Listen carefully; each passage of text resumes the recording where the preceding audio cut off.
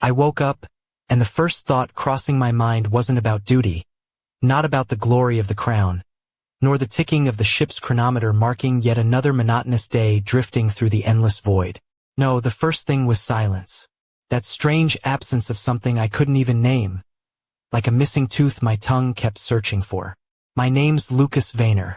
I used to be a lieutenant commander aboard the Royal Navy cruiser Resolute Pride, a vessel with a history stretching back 3 centuries before I ever set foot on her polished decks.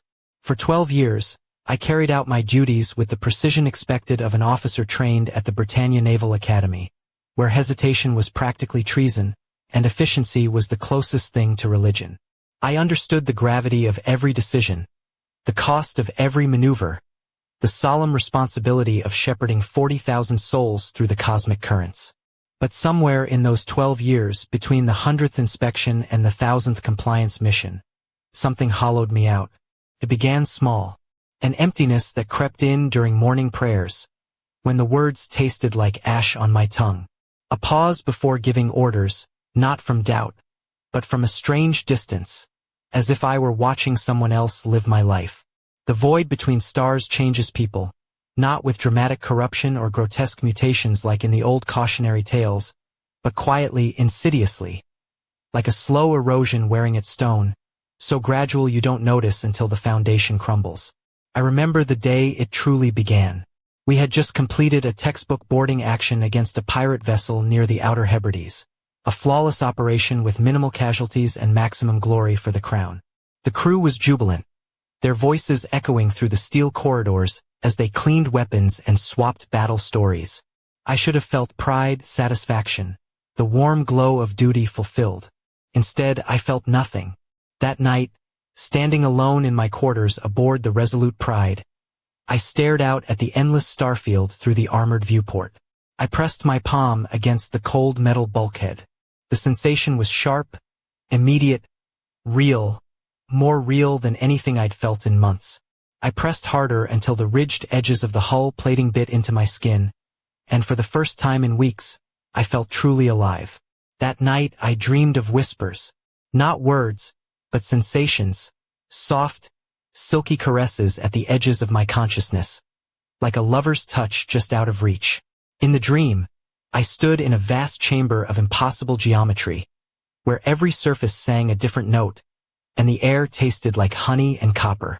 A voice, both beautiful and terrible, spoke my name with perfect clarity. Lucas, it said, and it felt like coming home to a place I never knew existed. You hunger, don't you? You thirst for something beyond the gray monotony of duty. I can show you sensations that would make saints weep with joy. I woke with a gasp, heart hammering against my ribs. The dream clung to me like perfume, sweet, cloying, impossible to shake. I told myself it was stress, too many years in the void. But as I shaved the next morning, using the same razor I'd used for a decade, I found myself pressing the blade a little harder than necessary. The sting was exquisite. From there, things changed slowly. I started taking longer routes through the ship, seeking sections where the hull hummed with unique harmonics, the engineering decks where the plasma reactors roared like restrained beasts, the observation galleries where silence pressed against the viewport like a living thing.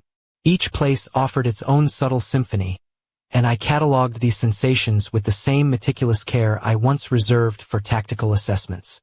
My subordinates noticed, not the change itself, too subtle and gradual for their rough perceptions, but the effects.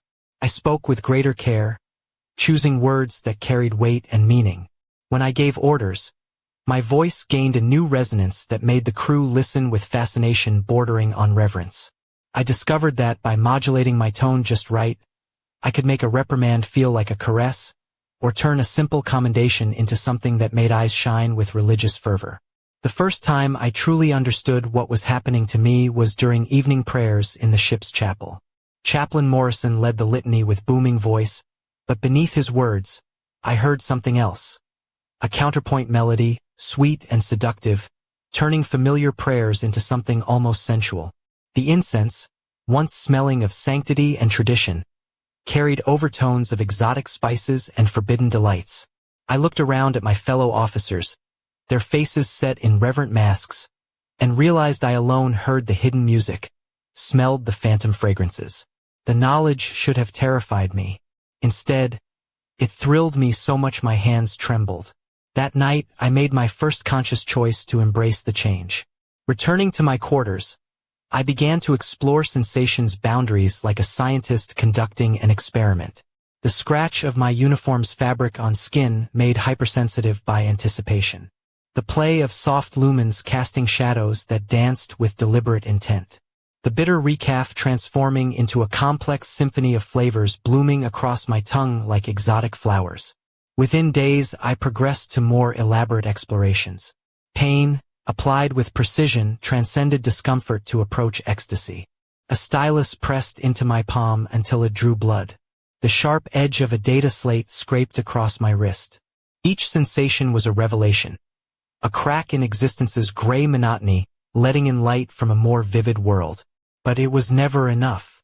The whispers came more often, no longer confined to dreams but seeping into waking hours. They spoke of pleasures beyond the physical, experiences that could remake reality itself. They told me of others who walked this path before, mortals transcending flesh and duty to become something magnificent and terrible. The voices were patient, never demanding, always offering. They understood that true corruption must come from within.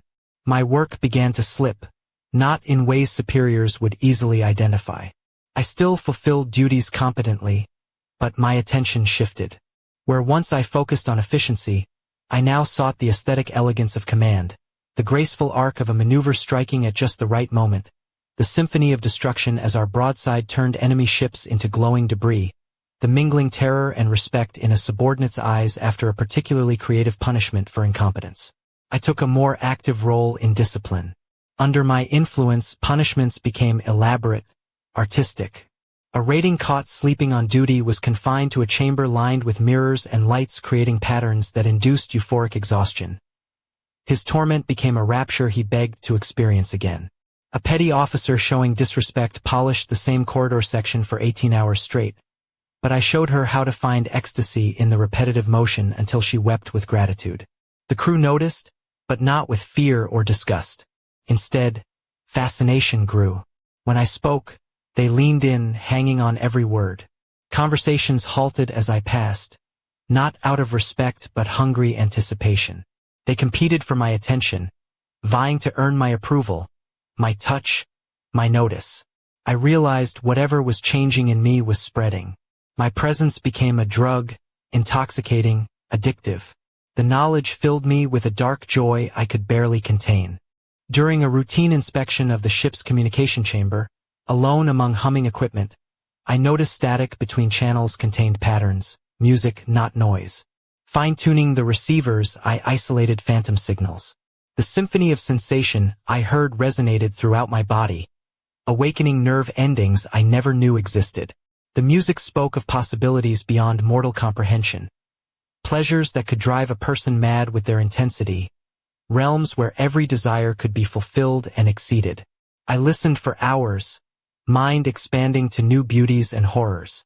When I finally shut down the equipment, the ordinary world seemed gray and lifeless by comparison. Colors washed out, sounds flat, even the air thin and unsatisfying. That night, I heard her voice clearly. Not a whisper, but direct communication from something vast, terrible, beautiful beyond human understanding. "My dear Lucas," she said, voice like honey poured over broken glass, sweet and dangerous. "You have progressed so far so quickly. But this is only the beginning. Depths of experience await you that would make your current revelations seem like a child's fumbling. Trust me. Let me guide you to sensations beyond mortal flesh." I should have resisted. Every training, every oath, every prayer screamed to reject this voice, to call for the chaplain, to submit for purification. Instead, I knelt in the darkness of the communication chamber and whispered my acceptance. The transformation accelerated. My senses sharpened to supernatural levels, perceiving layers of reality once invisible. I could taste emotions in the air, see desire and fear flow through corridors like visible currents. The crew's fascination deepened into worship, though they remained unaware of their own change. I experimented with this influence, shaping emotional atmospheres like a sculptor. A word here, a gesture there, precise eye contact or touch, and I could turn anger into adoration, fear into fascination, duty into desperate need. Discipline remained intact but took a new character. Orders followed not from obligation but ecstatic devotion. The first time I killed for pleasure was during a boarding action on a heretic raider. We fought room to room through twisting corridors. I cornered a scarred woman, madness in her eyes, obscene symbols carved into her flesh. According to regulations, she should have died quickly and efficiently. Instead, I studied her fear's architecture, prolonging her death across 17 minutes. Each cut calculated to maximize sensation and extend the experience. Her screams became music. In her final moments, understanding dawned in her eyes as she transcended agony like I had through pleasure. Her whispered gratitude was more intoxicating than any drug. When my squad found me standing over her body, they saw only a victorious commander. They couldn't see reality shift around me, the self dissolving into something greater. I sought such moments with growing desperation, volunteering for boarding actions and personal combat. But each kill brought diminishing returns. What once sent me into raptures now felt merely pleasant. I needed more, always more, an endless escalation promising fulfillment but delivering hunger. My quarters became a laboratory and shrine to transformation. Mirrors captured my changing features from every angle. I collected artifacts from victories chosen for beauty and stimulation. A ceremonial blade that sang notes based on the depth of the cut. A silk banner feeling like liquid fire against bare skin, leaving patterns lasting hours. Every surface reflected increasing beauty, feeding a vanity more consuming with each glance. Dreams came nightly, vivid beyond normal sleep. I walked palaces of impossible architecture where every surface was warm, the air pulsing with sexual energy. I attended concerts whose music could kill the unprepared, notes hanging in the air like graspable objects. I dined on foods exploding with flavors no mortal tongue was meant to experience. Each bite a small death and rebirth. In dreams, she came more frequently. Sometimes a woman of supernatural beauty with starlight skin and universe-filled eyes. Other times an abstract pattern of sensation and desire touching my mind directly. "You understand now?" she said during one encounter. "The crown promises salvation through suffering, denial, gray monotony. But what joy has it brought you? I offer something infinitely more valuable, the full realization of your potential. Pain and pleasure, creation and destruction. All boundaries dissolved in perfect experience." I wanted to argue, to defend my oaths, but the words wouldn't come. How could I deny what I'd tasted and found more nourishing than decades of faith? The corruption spilled into daily life, subtle at first, then bolder. Briefings felt like poetry, my voice weaving patterns making decisions feel inevitable. Officers agreed with proposals they'd normally question. I induced minor hallucinations with words and gestures. Ratings saw impossible flowers blooming in corridors. Tech priests heard musical harmonies in machine hymns, driving new fervor. Manifestations were subtle, deniable as fatigue or stress, but I knew the truth. Reality bent around me, responding to my will. The ship changed. Sterile corridors grew inviting, shadows deeper, acoustics sweeter. Chapel incense carried fragrances making worship celebration, not duty. Food synthesizers produced meals richer than programming allowed. Officers competed for my attention, adopting subtle changes mimicking my transformation. Lieutenant Sarah Saxon framed her hair more attractively. Commander Thomas Thaddeus chose words with newfound elegance. They were corrupted by proximity, unaware. I felt guilt and exhilaration, betraying loyalty and duty, but intoxicated by power to reshape reality. The point of no return came during our mission to the industrial city of Manchester's Hive District. Assigned to orbital support for cleansing operations against a cult, I felt a call from the surface, a resonance matching something deep inside. Against protocol, I requested to lead reconnaissance into the Hive's upper spires. Captain Andrews, confused but swayed by my words, granted permission. Descending in a gunship through toxic skies painted blood red, we reached Spire Luxuria, once noble residences transformed by cultists into palatial madness. Organic patterns flowed on walls, incense heavy with desire and madness. My squad moved uneasily, but followed orders without question, their loyalty transcending discipline. In the inner sanctum, a ballroom turned temple of sensory excess, mirrors reflected not images but deepest desires. Cushions and silks in impossible colors glowed softly. At the center stood an altar of polished obsidian, covered in shifting symbols. Cultists knelt, faces hungry. Their leader, a woman of unnatural beauty, welcomed me. "We have awaited you, Lucas Vayner," she said, voice resonating with my altered senses. "She has prepared us for your arrival. We are ready to transcend mortal flesh." I should have ordered my squad to fire. Instead, I walked forward, drawn impossibly to the altar. Touching the obsidian, a jolt surged through me, completing a circuit waiting millennia. The transformation was total. Barriers between duty and private exploration shattered. The whispers roared into ecstatic communication.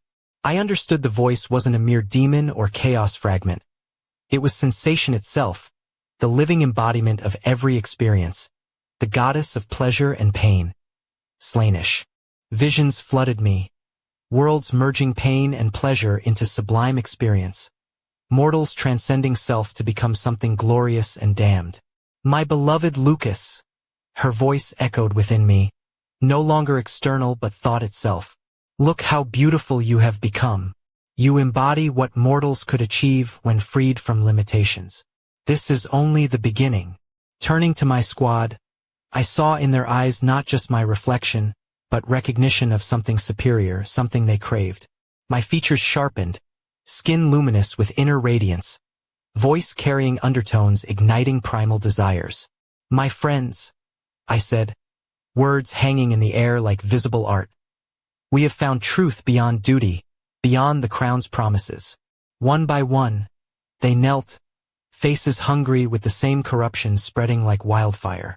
The cultists began to sing, weaving harmonies vibrating the air. Mirrors reflected our soul's transformation, creatures of impossible beauty transcending human limits. For 3 days, I learned from those who walked before me, techniques to extend sensation beyond flesh, perceive reality in layers, share experience mind to mind beyond language. Each lesson birthed new hungers demanding satisfaction. Colors tasted flat, pushing me toward impossible shades. Music grew complex, bordering on painful. Mind sharing overwhelmed, making normal contact feel like shadows.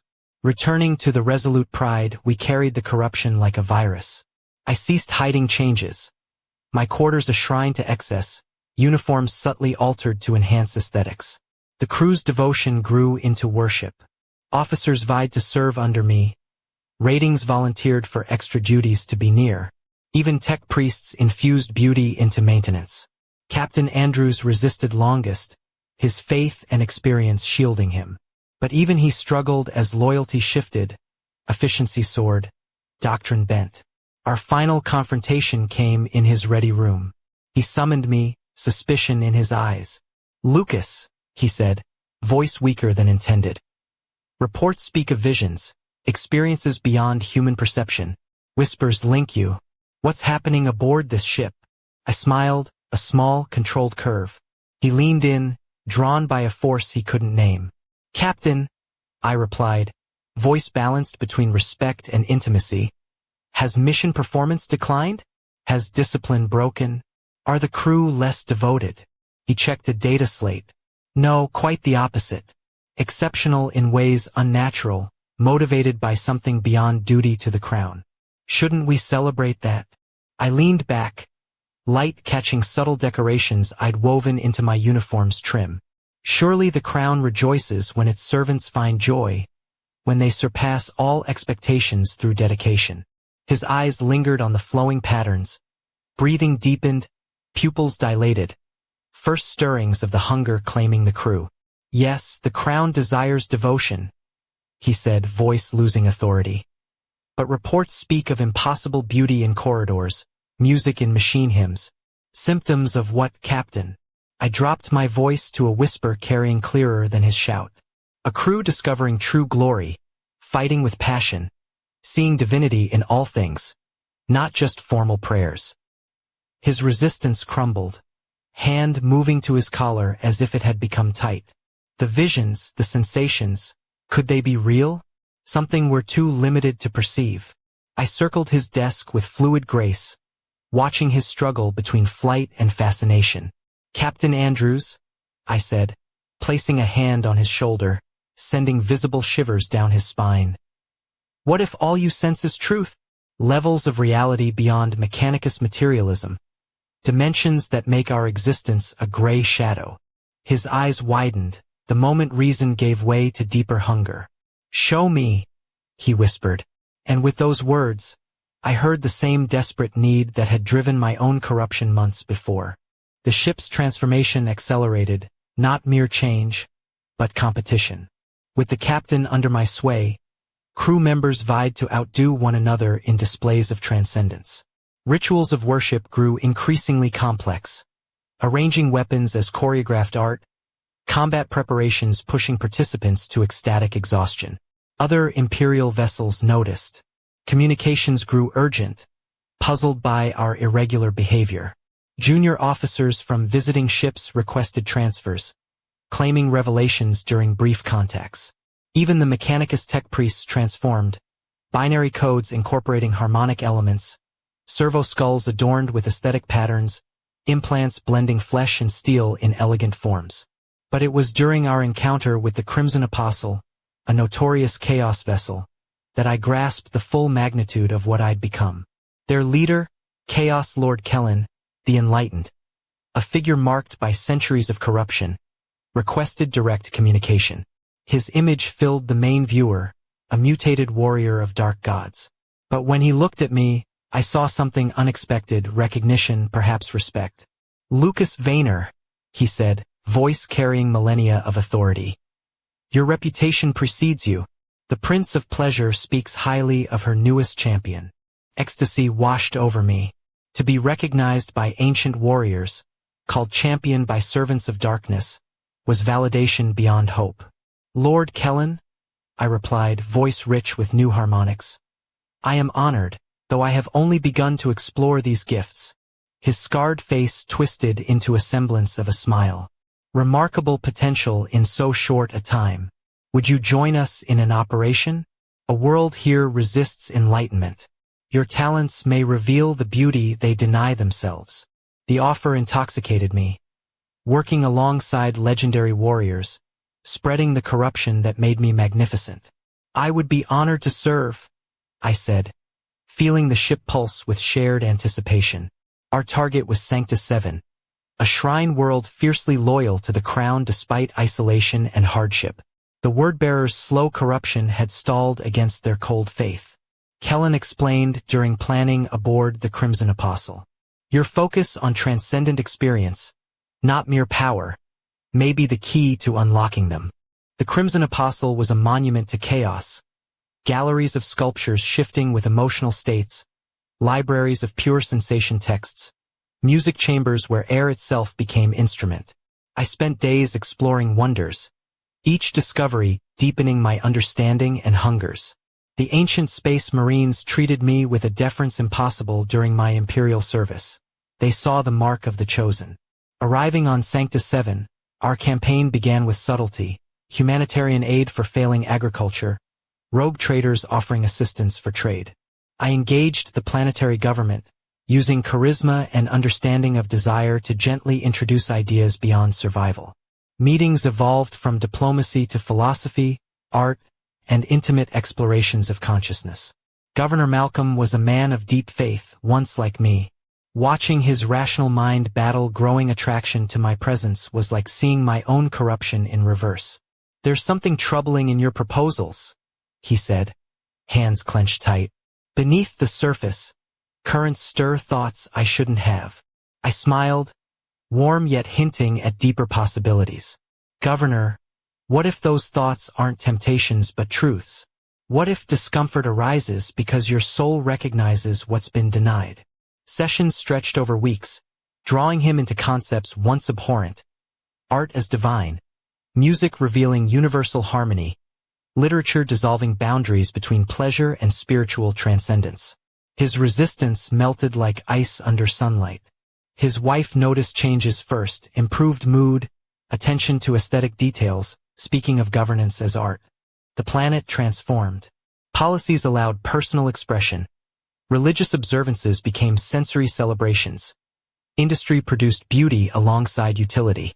In 6 months, Sanctus 7 was unrecognizable. Still loyal to the crown, but embracing divinity through experience, art, and pleasure. The Inquisition arrived too late to stop it. Inquisitor Thaddeus Vex, legendary for ruthless purity, expected corruption ripe for extermination. Instead, he found fervent worship renewed in beautiful new forms, his Puritan soul torn. I met him in the governor's palace, transformed into a cathedral of sensation. Tapestries shifted with emotion. Mosaic floors created music with each step. Incense enhanced perception. Vex stood armored, grim but uncertain. Lucas Vaynor, he said, voice of conviction. You stand accused of corrupting a world, leading loyal subjects into heresy. I approached, motion fluid, watching his fight between instinct and doubt. Inquisitor, I said, pitch-perfect respect layered with subtle harmonics. There is no heresy here, only a people discovering joy, creativity, and beauty in their service to the crown. His gaze swept the room. Artistic modifications, pulsing architecture, alive with energy. Reports speak of visions, experiences beyond human perception, practices bordering heresy. He faltered. There is no wrongness. I smiled, warmth inviting yet hinting at knowledge beyond him. What you sense may be rightness. The crown made us for joy, beauty, transcendence. Are we not honoring it by embracing all life offers? His hand hovered near his bolt pistol, lacking conviction. Outside, citizens carried on. Children laughing. Adults working with graceful purpose. Soldiers elevating combat to art. I should execute you, he said, voice uncertain. Call orbital bombardment to cleanse this world. But you see no suffering, I finished. No epreschen, no degradaschen. Only happiness deeper than before. The confrontation stretched, evidence of transformed faith and devotion breaking his certainty. Governor Malcolm arrived with respected citizens, their love for the crown shining like light. Inquisitor Vex, he said, voice harmonics singing divine inspiration. We have never been more loyal, never served with greater dedication or purpose.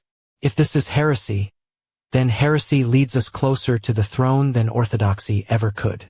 I watched Vex's face as his certainty crumbled. How could he condemn such faith? I will watch, he said, voice a warning cloaked in defeat.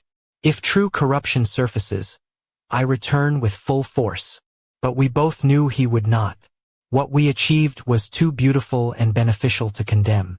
Others might come, but they'd find the same. A people more devoted than ever, transcending old understanding. After his departure, I stood in the palace's highest tower, gazing over a transformed world. Cities sparkling with new beauty, architecture enhanced to make living a daily joy. The people moved with grace, purpose, their existence elevated. Even agriculture formed art visible from orbit, yields surpassing records. This was what Slaanesh truly offered. Not degradation, but elevation. Not damnation, but awakening. I had become beyond human, less than the crown intended, but more than I dreamed. My consciousness expanded beyond mortal limits, understanding beauty, pleasure, and meaning in ways my old life never allowed. The whispers were no longer whispers, but dialogues with forces beyond material reality. Through her guidance, I learned self and universe were constructs to transcend. Standing there, feeling the world pulse with new life, I knew my journey was far from over. Sanctus 7 was just the beginning. There were other worlds to enlighten, others to guide to what I had discovered. The corruption was a gift, growing stronger with each soul it touched. The resolute pride waited in orbit, crew transformed beyond imperial programming yet still loyal in form. They would follow me to destinations the Dark Prince revealed, spreading beautiful corruption. Other ships would join us, drawn by the superiority of our existence. We would return to the core worlds, bringing enlightenment where none had dreamed. The ecclesia would struggle to condemn practices increasing devotion. The administratum would find it hard to argue against soaring productivity and happiness. Even the Mechanicus would admit innovations inspired by aesthetics outperformed utility. The empire would be transformed from within, not by rebellion or conquest, but by irresistible experiences making old existence feel like starvation. Citizens would embrace change willingly, gratefully, recognizing it as superior. And I, Lucas Vayner, former servant of the crown turned champion of transcendence, would be the bridge between humanity and awakening. Corruption was not loss of self, but discovery of what self could become free of limits. Not abandonment but expansion. Not damnation but beginning. The stars stretched endlessly, worlds waiting for enlightenment. And the void no longer felt empty, but pregnant with infinite possibility, singing of pleasures beyond mortal dreams. In the end, corruption was not something that happened to me. It was a choice, an embrace, a becoming. And in becoming, I discovered what it truly meant to be alive. The resolute pride hummed softly beneath my feet as I paced my quarters, the polished wood floor reflecting the subtle glint of the artifacts I'd collected, each one a testament to the new world I was crafting from the ruins of my former life. My reflection caught in the tall mirror. Sharp cheekbones, skin glowing faintly with an inner light, eyes that held a dangerous spark. I'd altered my uniform subtly. Navy blue fabric embroidered with delicate silver filigree tracing the contours of the cuffs and collar, just enough to tease the imagination without breaking regulations. The starched collar framed my neck like a lover's hand, and the polished black boots gleamed with obsessive care, their laces tied in perfect symmetry. The effect was intoxicating, a blend of command and something dangerously sensual. There was a knock at the door. Lieutenant Sarah Saxon stepped in, her auburn hair cascading over a tailored jacket that hugged her slender figure, paired with a pencil skirt that ended just above the knee. Her emerald eyes flicked nervously to the embroidered patterns on my uniform before settling on my gaze. She wore no necklace, but the subtle shimmer of earrings caught the light, a small rebellion against the strict dress codes of the Navy. "Sir," she began, voice steady despite the flutter in her chest. "The crew has been responding well to your new directives. Morale is higher than it's been in years." I smiled, a slow, deliberate curve of my lips. "Good. But well is merely the beginning, Sarah. We are not here to maintain the status quo. We are here to transcend it." I gestured to the window, where the stars stretched endlessly, indifferent and cold. "Out there lie worlds waiting for transformation. We will be the architects of a new dawn." She stepped closer, and I noticed the slight flush on her cheeks, the way her hands clenched and unclenched at her sides. "Sir, some officers are concerned, Captain Andrews included. They say your methods are unorthodox, that the crew's devotion borders on fanaticism." I chuckled softly, the sound low and warm. Fanaticism is merely passion unchained, and unorthodoxy is the birthplace of greatness. I reached out, brushing a stray lock of hair behind her ear, a touch light as a feather but charged with electric promise. "Tell Captain Andrews that I welcome his concerns. They make resistance all the sweeter." Her breath hitched, eyes locking with mine. "Yes, sir." She hesitated, then added, "There's a report from the engineering deck. Some technicians claim they've been hearing music, strange harmonics, emanating from the plasma reactors. They say it's beautiful, but unsettling." I smiled wider, feeling the familiar thrill of discovery coil in my chest. "Music from the reactors? Perfect. Arrange a tour for me. I want to experience this symphony firsthand. Perhaps we can compose a new chapter in the ship's legacy." As she left, I let my gaze drift back to the window. The stars had always been cold and distant, but now they whispered secrets. Tantalizing, dangerous. I was no longer just a man in uniform. I was a conductor of sensations, a maestro of transformation, and the orchestra was just beginning to tune. Later, walking through the dimly lit corridors of the engineering deck, I found myself surrounded by humming machinery, the air thick with ozone and the faint scent of burning metal. The technicians, men and women clad in grease-streaked coveralls, paused as I entered, their eyes wide with a mix of awe and apprehension. One young woman, her dark hair pulled back into a loose bun, stepped forward. "Lieutenant Commander, the reactors have been exhibiting unusual harmonic frequencies. We believe it's a resonance effect, but it's unlike anything we've recorded before." I nodded, stepping closer to the massive plasma conduits that pulsed with a deep, throbbing light. Closing my eyes, I let the vibrations wash over me. At first, it was a low hum, but then layers unfolded, complex melodies weaving through the air, notes that seemed to curl around my skin, tickling nerve endings I didn't know I had. It was as if the ship itself was alive, singing a song just for me. Opening my eyes, I caught the skeptical gaze of the chief engineer. "Is it real? Or are we all losing our minds?" I smiled that same dangerous smile. "Reality is what we make of it, isn't it? Let's see if we can coax the ship to sing louder." Back in my quarters, I experimented with the ship's audio controls, blending the reactor's frequencies with the ambient hum of the engines.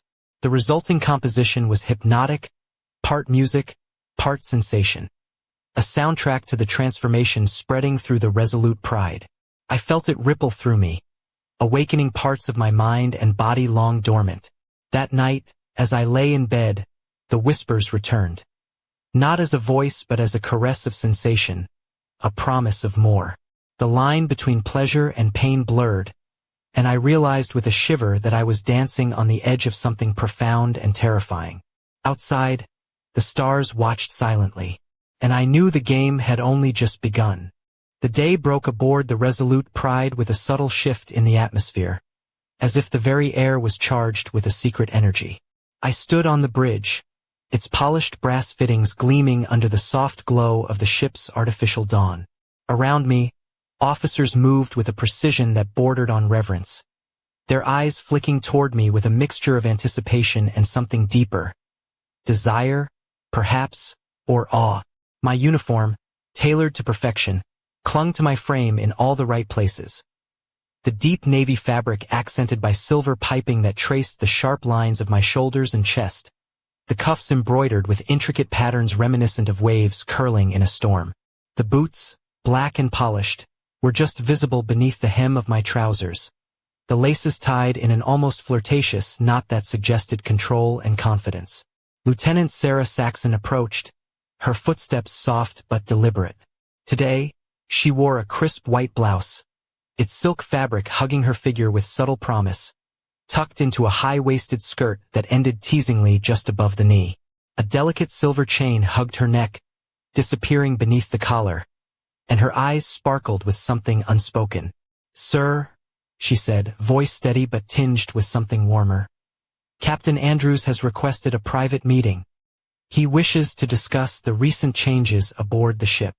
I smiled, a slow, confident tilt of my lips. "Then let us not keep him waiting. Lead the way, Lieutenant." The captain's ready room was a study in contrasts.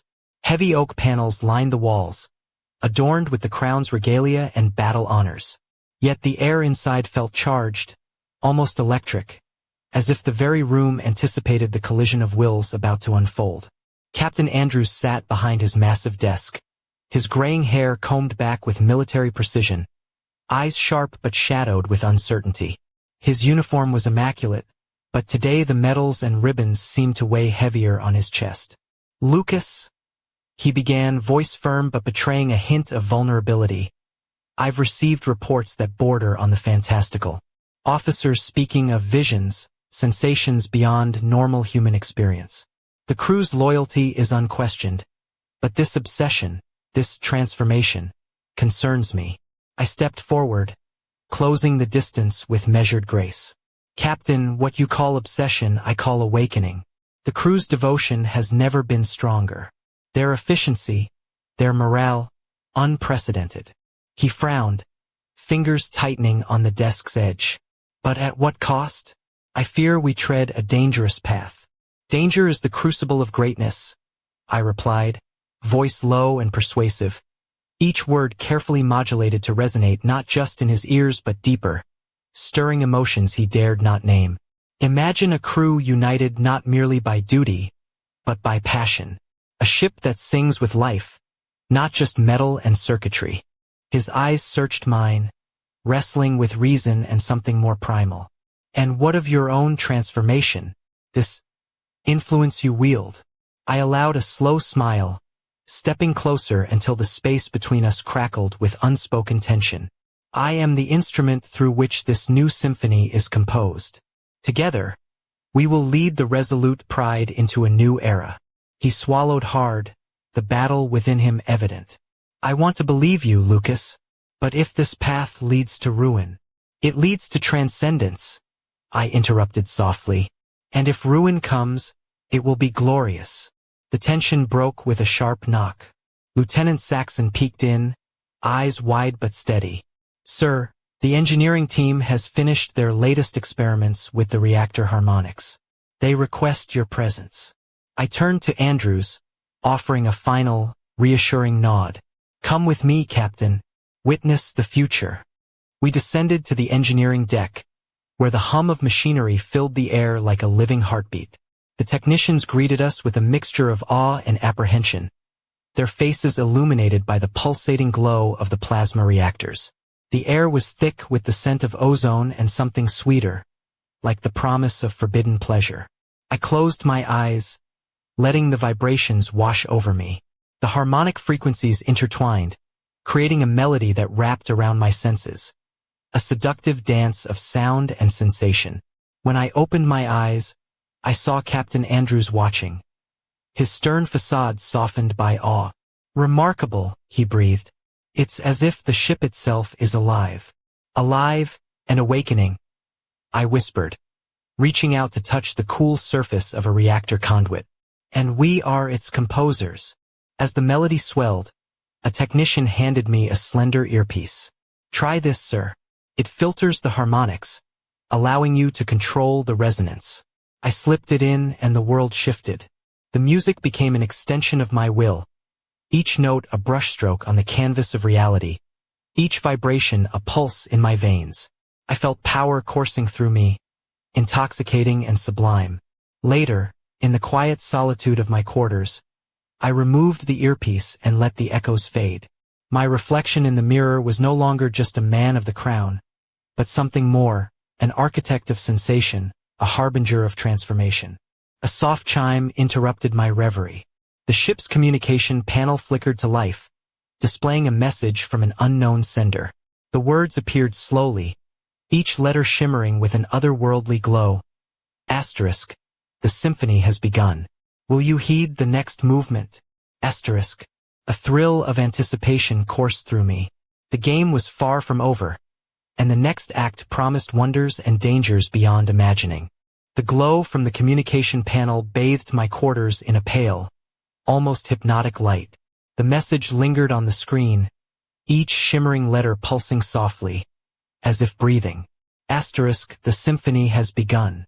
Will you heed the next movement? Asterisk. The words echoed in my mind like a siren's call, promising both revelation and peril.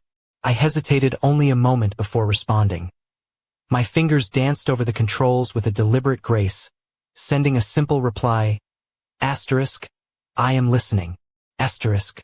Almost instantly, an image flickered to life on the viewport. A woman.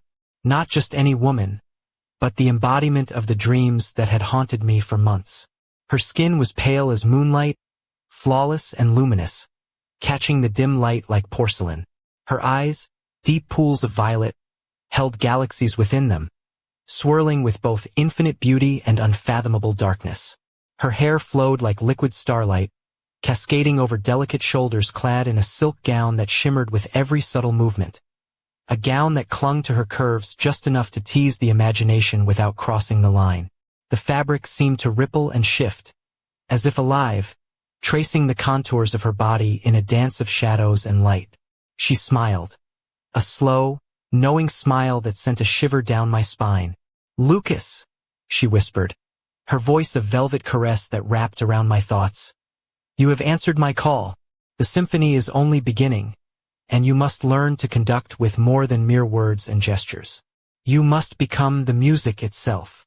Her gaze pierced me, and suddenly I was no longer in my quarters but standing in a vast hall of mirrors. Each reflection showed a different version of myself. Some radiant, others twisted, all shimmering with the promise of transformation. Around me, the air thrummed with invisible melodies, each note a thread weaving the fabric of this strange reality. You have tasted the surface, she continued, stepping closer, the silk of her gown whispering against unseen floors. Now it is time to dive deeper, to feel the full spectrum of sensation, to embrace both pleasure and pain as inseparable halves of the same truth. Her voice dipped lower, almost a purr. Shall we begin? Before I could answer, a sudden warmth blossomed across my skin, spreading like wildfire. It was a sensation unlike any I'd known. Part fire, part silk, and entirely intoxicating. I reached out instinctively, fingertips brushing the nearest mirror. The surface rippled under my touch, and a cascade of images flooded my mind. Memories, desires, fears, all intertwined in a kaleidoscope of sensation. I gasped, stumbling back as the vision faded, leaving me breathless and trembling. When I looked up, the woman was gone, replaced by the soft glow of my quarters. But her presence lingered, a heady mix of promise and danger. The door chimed softly, and before I could collect myself, Lieutenant Saxon entered, her cheeks flushed and eyes bright with unspoken questions. Today, she wore a deep crimson dress that hugged her silhouette with elegant restraint, the neckline hinting at curves that stirred something primal within me. Her lips parted slightly as she spoke, voice barely above a whisper. Sir, there's been an incident in the lower decks. Several crew members reported unusual visions. They describe colors and sounds that don't exist in any known spectrum.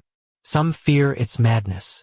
I studied her for a moment, noting the subtle tremor in her hands, the way her gaze flickered toward the window as if searching for answers beyond the stars. Madness and enlightenment are often twins. Sarah? I said softly, stepping closer.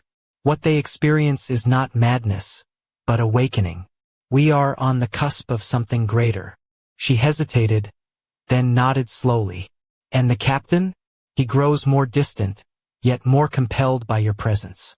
Some whisper that he's caught between duty and something else. I smiled, tracing a finger along the curve of her jaw. Captain Andrews is a man of conviction, but even convictions can be reshaped by better understanding. My voice dropped, thick with unspoken promise. Change is inevitable. Resistance is futile. Her breath hitched, and with a coy smile, she turned to leave. If you need me, sir, I'll be on the observation deck, watching the stars, and perhaps listening for the music. As the door closed behind her, I returned to the viewport, gazing out into the infinite expanse. The stars shimmered cold and distant, but now they seemed to pulse with hidden rhythms, waiting for me to unlock their secrets. In the quiet, I allowed myself a rare smile. The symphony was indeed beginning, and I was destined to be its maestro. The corridors of the Resolute Pride had begun to change, subtly at first, like a whispered secret carried on the ship's breath. Shadows deepened, folding into themselves with a softness that invited closer inspection. The usual harsh clang of boots against steel was replaced by a rhythmic pulse, as if the very metal beneath us was alive, beating in time with the slow, seductive music that now seemed to seep from every corner. I strode through these transformed passageways, the weight of my command renewed by the exquisite pleasure of sensation. My uniform, a tailored masterpiece of midnight blue and silver embroidery, clung to my frame like a second skin. The fabric shimmered faintly under the corridor's ambient light, tracing the lines of my shoulders and tapering down to polished boots that clicked with deliberate echo, each step a note in the symphony I now conducted. Lieutenant Saxon was waiting near the observation gallery, her dark hair pinned back with a silver comb shaped like a crescent moon. Today, She wore a fitted jacket over a silk blouse that teased the curve of her collarbone, paired with slim trousers that ended just above ankle boots polished to a mirror finish.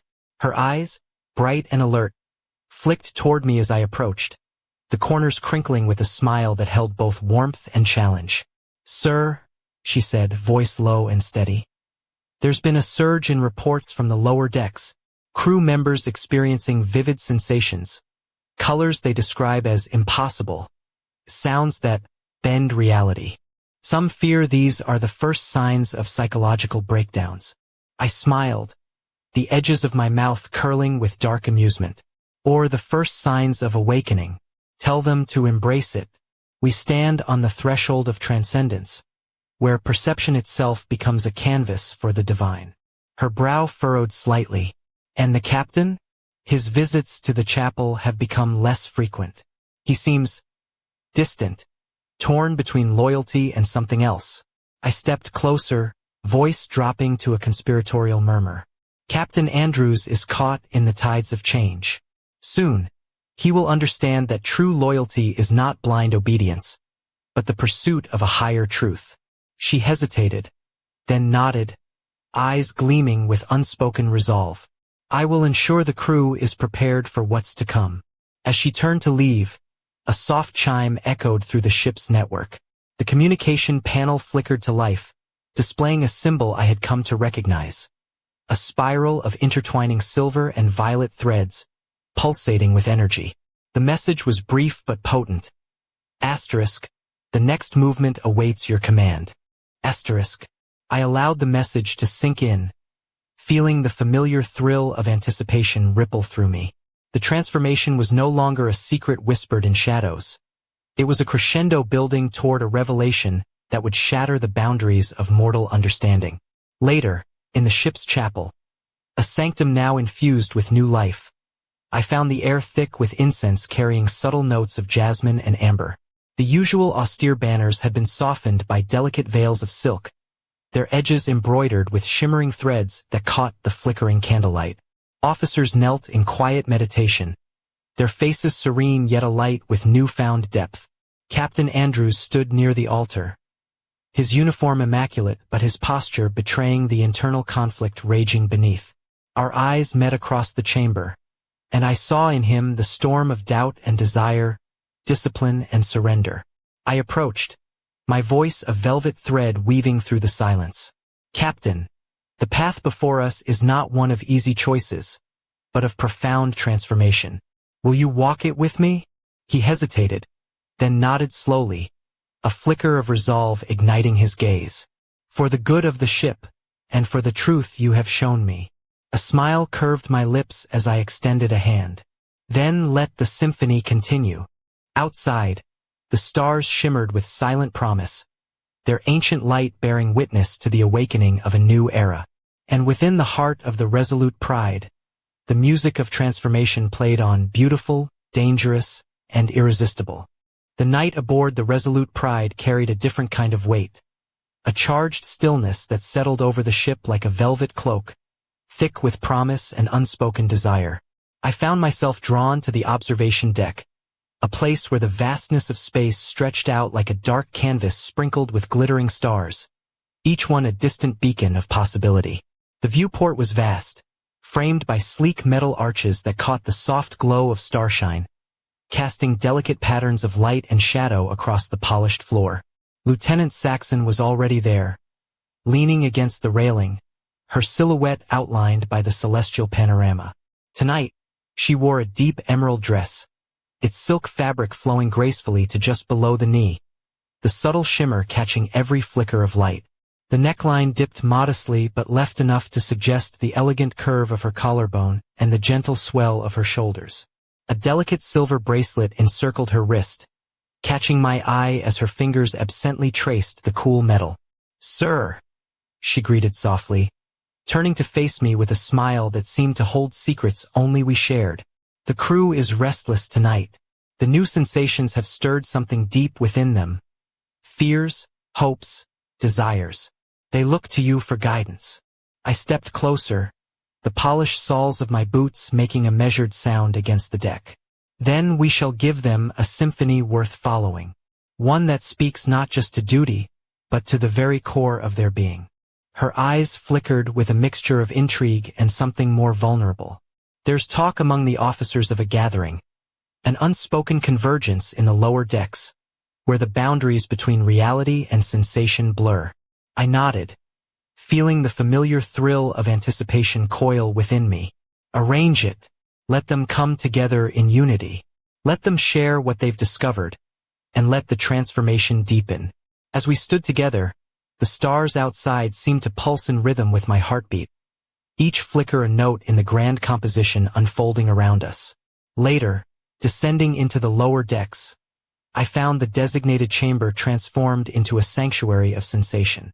Soft silks draped the walls, their colors shifting subtly from deep purples to fiery reds. Candles flickered, their flames casting dancing shadows that seemed to move with a will of their own. The air was thick with incense, a heady blend of sandalwood and jasmine, that wrapped around the senses like a lover's embrace. Crew members gathered, faces illuminated by the warm glow, eyes bright with anticipation and a touch of fear. Among them, officers and ratings alike shared stories, vivid visions of impossible colors, melodies that seemed to resonate within their very bones, sensations that defied description yet left them yearning for more. I moved among them with deliberate grace, my presence a beacon drawing their attention. When I spoke, my voice carried a hypnotic cadence, weaving words that stirred their souls and deepened their devotion. Brothers and sisters of the resolute pride, I intoned, we stand at the dawn of a new existence. No longer bound by the cold shackles of mere duty, we embrace the fullness of sensation, the sacred dance of pleasure and pain, the harmony of body and soul. Together we transcend. A murmur of agreement rippled through the gathering, eyes shining with newfound purpose. Lieutenant Saxon approached, her gaze meeting mine with fierce loyalty. Sir, the bond between us grows stronger. The crew speaks of you not just as a commander but as a guide, a bridge to something greater. I smiled, the weight of responsibility mingling with a dark joy. Then we shall lead them beyond the stars, into realms where experience knows no bounds. As the night deepened, the chamber filled with whispered confessions and shared dreams, the boundaries between self and other dissolving in the warm embrace of collective awakening. When I finally returned to my quarters, the echoes of their voices lingered, a haunting, beautiful chorus that would fuel the next movement in our symphony. And outside, the stars continued their silent vigil, watching as a new destiny was composed, note by intoxicating note. The dawn aboard the Resolute Pride was unlike any I had known. A soft, almost sensual light filtering through the narrow viewport of my quarters, casting long shadows that danced like whispered promises across the room. I stood before the mirror, studying my reflection. High cheekbones sharpened by the subtle glow of an inner radiance, eyes glinting with a dangerous mixture of command and seduction. My uniform, tailored to perfection, bore new embellishments, silver threads tracing delicate, swirling patterns along the lapels and cuffs, catching the light with every movement. The collar was open just enough to reveal the smooth expanse of my throat, hinting at vulnerability beneath the armor of authority. A soft knock interrupted my reverie. Lieutenant Saxon entered, her presence filling the room like a breath of fresh air. Today, she wore a tailored jacket over a silk blouse, the fabric slipping tantalizingly over her shoulders. Her skirt hugged her hips and ended mid-thigh, the hemline daring yet tasteful. A thin chain necklace adorned her neck, the pendant resting just above her collarbone. A subtle invitation to curiosity. "Sir," she began, voice steady but edged with something softer. "Captain Andrews has requested your presence in the briefing room. He wishes to discuss the latest reports from Sancta 7. I nodded, stepping aside to allow her passage. "Lead the way, Sarah. It seems our symphony is reaching a crescendo." The briefing room was bathed in the cold light of screens displaying data streams and planetary maps. Captain Andrews stood at the head of the table, his hands resting on the polished surface, eyes heavier yet more focused than before. Around him, officers and senior crew members gathered, their expressions a mixture of anticipation and unease. "Gentlemen, ladies," Andrews began, voice steady but carrying an undercurrent of tension. "The situation on Sanctus 7 is evolving beyond our initial assessments. The population's loyalty remains intact, but their behavior, enhanced creativity, heightened productivity, and an almost spiritual devotion, defies conventional understanding." I stepped forward, voice calm and authoritative. "What we witness is not defiance, but transformation. The people of Sanctus 7 have embraced a new paradigm, one where duty and passion intertwine, forging a strength far greater than blind obedience." A murmur rippled through the room. Andrews met my gaze, a flicker of conflict in his eyes. "Yet there are concerns. The Inquisition's arrival has unsettled the populace. Their rigid doctrines clash with the changes we've fostered. We must tread carefully." "Careful, yes," I agreed, "but not fearful. Fear breeds stagnation. We must guide, not suppress. The Inquisitor's presence is a test, one we are prepared to meet." As the briefing concluded, I lingered by the viewport, watching the stars wheel silently overhead. Lieutenant Saxon joined me, her hand brushing lightly against mine, a spark igniting where flesh met flesh. "Sir," she murmured, eyes searching mine, "the crew's devotion has deepened. They look to you not just as a commander, but as a beacon." I smiled, the weight of destiny settling comfortably upon my shoulders. "Then we shall shine brighter than any star, Sarah. Together, we will compose the future." Her breath caught, and with a whispered promise, she leaned in, the warmth of her lips grazing my ear. Outside, the void stretched infinite and cold, but within the resolute pride, a fire burned fierce and unyielding. The music of transformation played on, each note a step closer to the sublime unknown. The resolute pride hummed with an energy that was no longer merely mechanical. It was alive, charged with a pulse that resonated deep within the bones of the ship and its crew. I stood on the main deck, the expanse of polished metal beneath my boots reflecting the soft glow of intricate light fixtures overhead. My uniform, tailored to perfection, caught the light with every subtle movement. Deep navy fabric etched with swirling silver patterns that traced the contours of my shoulders and chest. The collar left slightly open to reveal a glimpse of skin that spoke of power tempered by seduction. The boots, black, gleaming, laced with precision, clicked with a rhythmic authority that echoed through the hall. Around me, officers and ratings moved with a new grace, their eyes bright with purpose and a hunger that went beyond duty. Lieutenant Saxon approached, her dark hair cascading over a tailored jacket that hugged her slender frame. Her skirt ended just above the knee, revealing legs encased in sheer stockings and polished ankle boots.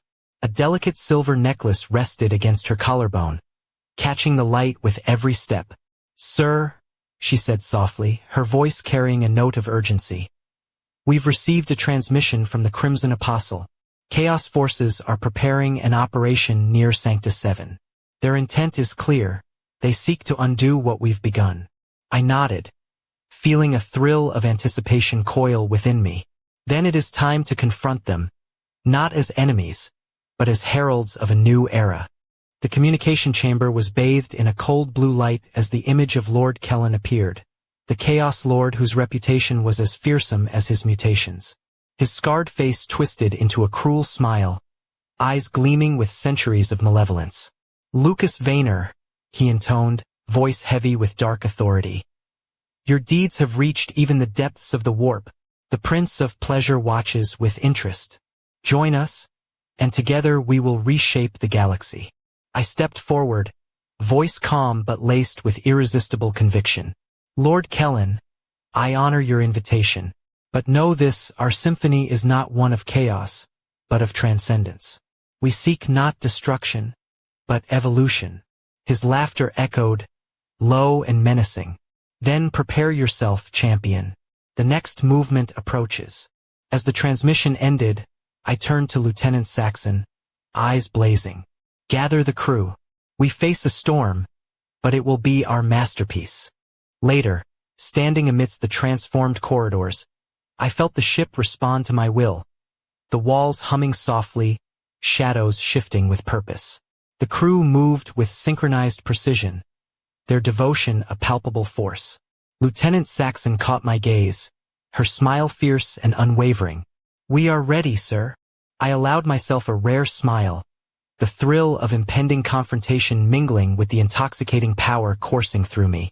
"Then let the music play," I whispered, "and may our enemies hear the beauty of our defiance." Outside, the stars bore silent witness to the gathering storm, a symphony poised to erupt in a crescendo that would echo across the void, reshaping destinies and redefining what it meant to be alive. The bridge of the Resolute Pride thrummed with an intensity that was almost electric, the soft pulse of the ship's systems synchronizing with the rapid beat of my own heart. The vast viewport framed the blackness of space, where distant stars flickered like watchful eyes. My officers stood poised at their stations, their uniforms immaculate yet subtly altered, silver embroidery tracing elegant patterns along collars and cuffs, the faintest shimmer hinting at the transformation coursing through us all. Lieutenant Saxon stood beside me, her dark hair pulled into a loose knot that revealed the graceful curve of her neck. She wore a fitted jacket over a silk blouse, the fabric hugging her form with quiet confidence.